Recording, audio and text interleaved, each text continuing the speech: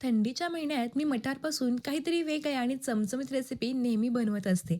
आज बनवली मी मस्त चमचमीत असा मटारपासून खिमा. खूप कौतुक केलं. म्हटलं चला तुमच्यासोबत शेअर करूयात. एका मिक्सरच्या भांड्यामध्ये 1 वाटी मटार घेतले. पल्स मोडवरती थोडेसे ओबड-धोबड असे वाटून घेतले. हे एका साईडला ठेवले. 1 कप इतकी ताजी मेथी घेतली. बारीक-बारीक अशी चिरून घेतली. आता हे संपूर्ण साईडला ठेवून देऊयात. एका पॅनमध्ये मी 2 चमचे इतकं तेल घातलं. त्यामध्ये 1 चमचा जिरे घातले. 2 मध्यम आकाराच्या कांद्यांची बारीक करून घेतलेली प्युरी घातली. हे सगळं परतवून घेतलं. त्यामध्ये आता आपण 2 चमचे आलं लसूणची पेस्ट घालूयात आणि पुन्हा सगळं चांगलं परतायचं.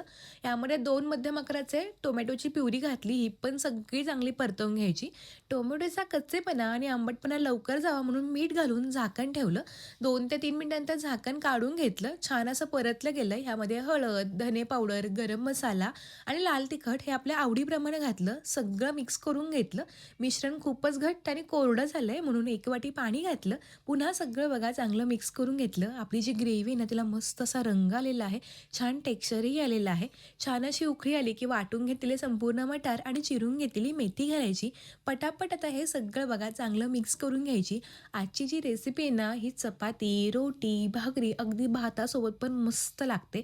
3 ते 4 मिनिटं मध्यम गॅसच्या आचेवरती हे सगळं बघा चांगलं शिजवून घेतलं. मस्त चमचमीत असा मटारचा खिमा तयार झाला. वरून काजू घातले, थोडीशी फ्रेश क्रीम घातली, थोडीशी कसुरी मेथी घालायची आणि सगळं बघा चांगलं मिक्स करून घ्यायची.